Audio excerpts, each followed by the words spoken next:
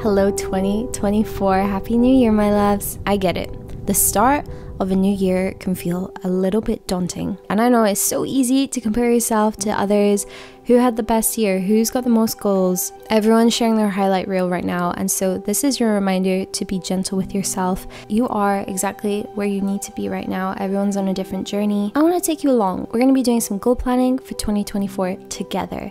Here is my little guide on how to make 2024 the best year yet. How to actually strategically goal plan and stick to the new habits that you set yourself. It is so easy to write down a really long list of 10 new goals, and then inevitably you're gonna get a little overwhelmed. You might keep up with them for a week, maybe a month, but then when you start to fall off course, it's gonna make you feel worse.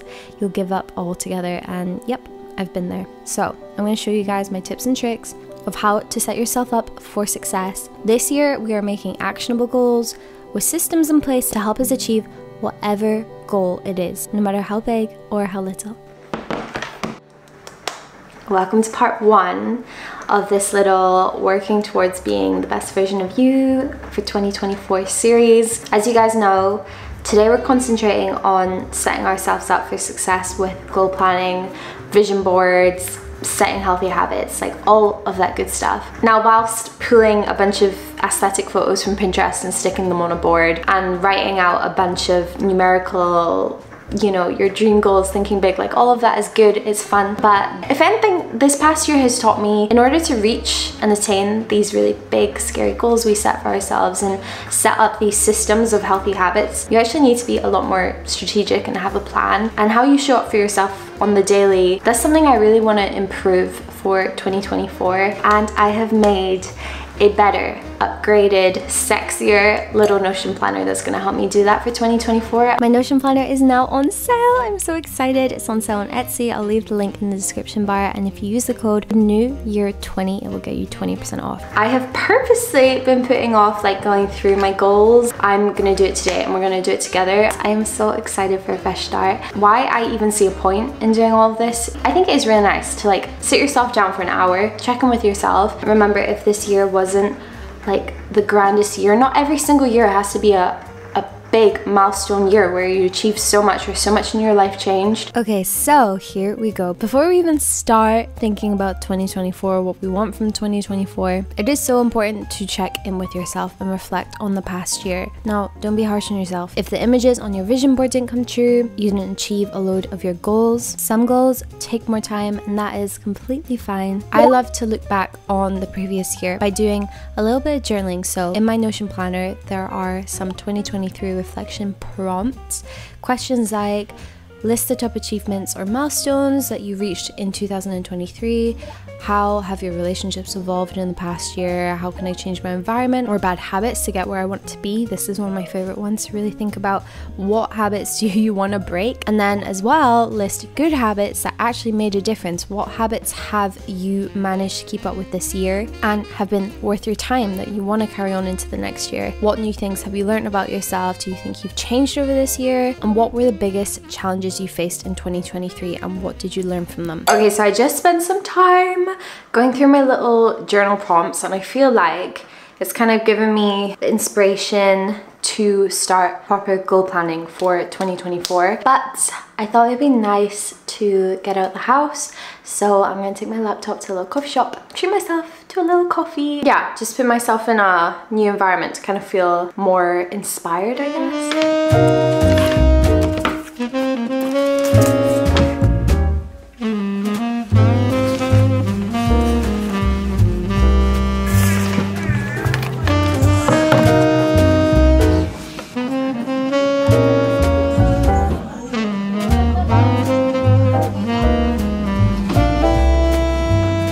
We're back. I feel like last year I only did 3 categories, like personal, work, and finance. But this year we have personal, work, wellness, finance, and relationships. Sorry, man. Last year I feel like I set myself a lot of goals that weren't necessarily the most measurable. With work, sometimes having numerical goals can be a good thing and a bad thing, because you can go in and tick them off when they happen. That is why it's really good to have a little strategic plan each month in order to be able to break up those big goals into more like measurable, easier chunks that aren't as overwhelming. Each year, something I really like to do is kind of set myself a theme or a word for the year that really encompasses what I'm trying to do. And last year's word was create. That's definitely very self-explanatory. Obviously, I make YouTube videos and I create content all the time, and it was my first time doing that full time. December last year, I even got create tattooed on my hip. Shows the dedication. To be fair, I don't think I'll get the word connect tattooed on me this year, but connect for me is taking it a whole step further, and it isn't just career. Just kind of feels like the perfect word for me right now with where I'm up to in life. Things I want to work on to be more connected to the people in my life, the city I'm in, be more connected to like my home life, and I feel like me genuinely as a person, and then of course connection in terms of what I do. The more I can connect with you guys, my community. Anyway, let me just jump into some of my goals. Starting with finance, I didn't want to put too many, but I've started using Monzo, the bank, the app. One of the best apps to really help you understand your spending, like where your money goes every single month. I have always been terrible at that. I'm the kind of person who's like, oh, you spent X amount this month? I don't want to know that. Or how much do you spend a month on food? I don't know. I don't want to know that. I don't want to check. I want to work on my financial health this year. I think I could save more in like a personal sense. And also I want to contribute more to my pension. Personal, I have quite a few, so I'm going to go through them quick. Go on a solo trip. I look up to people so much who do this. I never thought I could be the person to do this. I want to be able to say that I've tried. Even if it's just a little weekend away, I'll be really proud of myself. Hold me accountable to that one. Wedding planning is starting in January. My sister got me like a really beautiful wedding planning book, which has motivated me to crack on. I want to keep up acting. I love acting. When we talk about big goals, and I'm not really touching on that in this video, though I do think it's important for you to like check in with what your big goals are. I think it would be amazing to work in more traditional media, like take this to that kind of level one day. I think I need a hobby that's also creative, and like not putting pressure on it to monetize it or make it a job. That's not what I'm saying. But yeah, I really enjoy acting. Buy in London. Listen, the wedding and buy in London, both of these were like my top goals for 2023, and neither of them have happened. Wedding planning was meant to happen after we bought a house or a flat. It's London, let's be for real. You cannot wait for perfect timing. I have so learned this year, like you just have to go and get it. I want to listen to a self-help audiobook a month, hopefully like one a month. I feel like I can do that. I don't love reading self-help books. I wish I did, but I can never finish them properly, or they take me absolutely ages.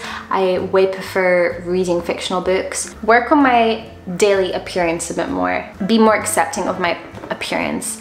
I spoke about it, it was more around summertime. I was kind of battling like body image issues, just not loving myself. I dyed my hair dark brown. I got like extensions in. I had a little makeover, and I can't lie, like something that triggered that was not being very happy within myself. Of course, I already knew that that wasn't gonna go and fix everything. Of course it wasn't. Coming to the end of the year, I do feel a bit more like loving of myself, accepting of myself, but it's something I want to get better at. This year I've tried to go more natural with my look. Like last year I had eyelash extensions for most of the year, and then I was like dyeing my hair blonde. I'm trying to be more accepting of myself as like my natural self. Get better at keeping my home clean. I need to get way better at that. Set better boundaries with myself, and don't just live to vlog. Huge lesson this year for me. A lot of stuff I do, I will do it because it's interesting for a video, which a lot of the time is fine, but also I catch myself in moments of like, you are living to then go post it online, which is not an authentic way of living at all. So yeah, that's what I mean by that. I would love to like join a book club, or maybe a group sport thing where like I meet new people and just embrace being in my mid-20s. I turned 25 this year. Work, goals. This is so vague, but I want to like stick to a productivity system that's actually going to help me be more organized. I feel like so much stuff this year hasn't happened, or like I'm a crammer, I'm such a last minuter. I know I come off as organized and I've got my shit together online, but I have always been this way where like I'm not lazy, I will get the job done, and I pride myself as a hard worker, but I have never been naturally organized. And when I use things like Notion or the template I've designed, like, I feel my life it feels a lot more in control. So actions for that are like on a weekly basis being more consistent with using Notion. Website. I have a website, bloomwithbecca.com, but it's really ugly. I did it in such a rush, so that's like a big project I want to work on this year. I want to hit 50k on Instagram. I'm gonna put that out there.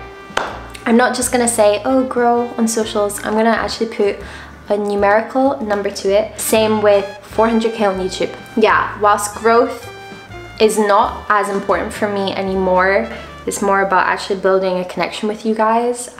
Those are still numbers I would love to hit. Okay, podcast. Two big things. I would love to get my first sponsor for the podcast, and also I would absolutely love to create some sort of merch for the podcast. Merch is something like I wouldn't really want to do for my channel, but I think it'd be really cute for just like the Bloom with Becca community. And then just be invited to more like cool events like influencer activations. I did a brand trip this past year, which was incredible. Health and wellness. I want to build muscle and just like be more confident in the gym by myself. I need to be eating more protein in my diet, just kind of feeling my body a bit more. I want to do more cardio, just releases so many endorphins. I love running, I want to do that more. And yeah, be more consistent with healthy eating. I feel like I'll go through phases of being really good and loads of home cooking, and then I'll get stuck in a rut of not. It's about your 80-20, right? Like you can still be doing both, but it's balance. Relationships. This is my first time having this as a category. For me, I want to go home more. And then similar kind of thing, make more effort to meet people in London. My little wish list for 2024. So this can be like books you want to read, places to visit. Majority of mine are just places I want to go to. I would love to go to Greece. I haven't been in a few years. I would also love to do a little trip to Cornwall. It's just like, that's so easy and it's a really nice thing to do with the dog. South Korea. South Korea was on my wish list for 2023 and it just didn't happen, which is okay because I can look back on this year and I feel like I did so much traveling, which is amazing. And South Korea is like a huge trip. This is very vague, but hopefully if we buy a place in London, then the biggest wish list in terms of like a materialistic thing is taking my time with decorating our place and like getting nice furniture that I feel like is timeless, are good quality pieces. But anyway, spilled the tea. Those are my goals for 2024.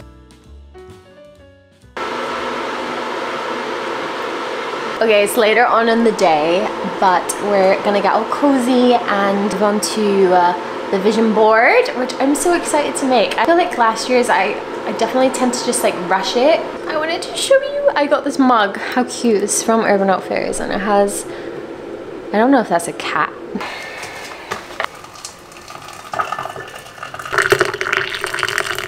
Okay, let's talk routines and building healthy habits. I think the thing to remember is how important stacking is. Probably the most important lesson when it comes to healthy habits is remembering that you cannot just go ahead and expect everything to change overnight. It is so unrealistic to set yourself the goal of 10 healthy habits starting tomorrow. The 1% better everyday system is the way to go. I love filming like seasonal routines, my morning routine, my evening routine, and a lot of them are very much for the purpose of like being relaxing to watch. On the day-to-day, I do not do those 20 steps. And so my approach, and definitely an approach I want to stick to next year, is just simplifying it, having like 3 non-negotiable habits for the morning and for the evening. Make it as easy as you can to integrate it into your daily routine. This is why pick like 3 non-negotiables, 3 habits that actually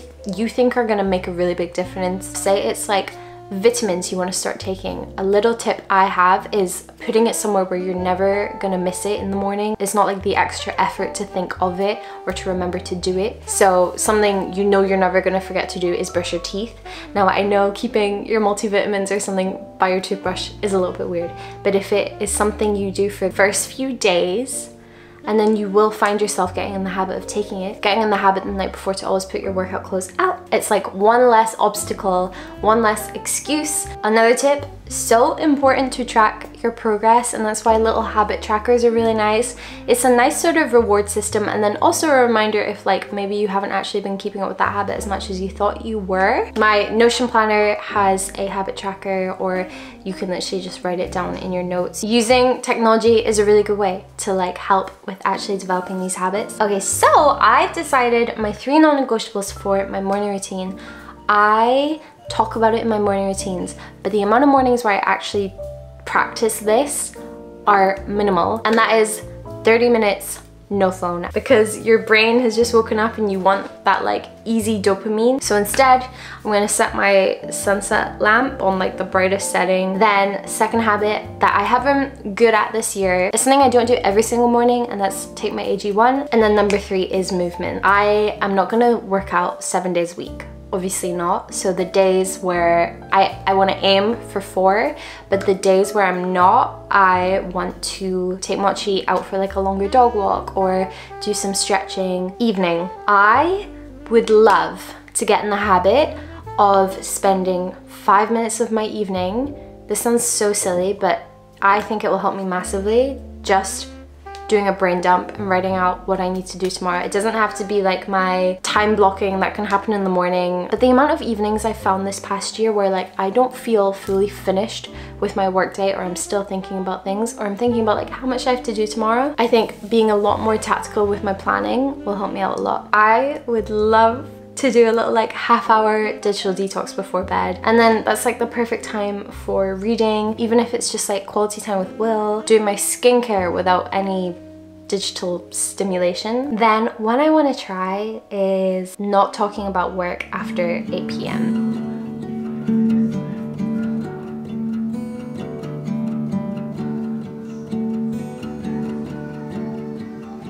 Close all the curtains. Stay on the phone. We are the monsters, holding you still. We are the gallows up on the hill.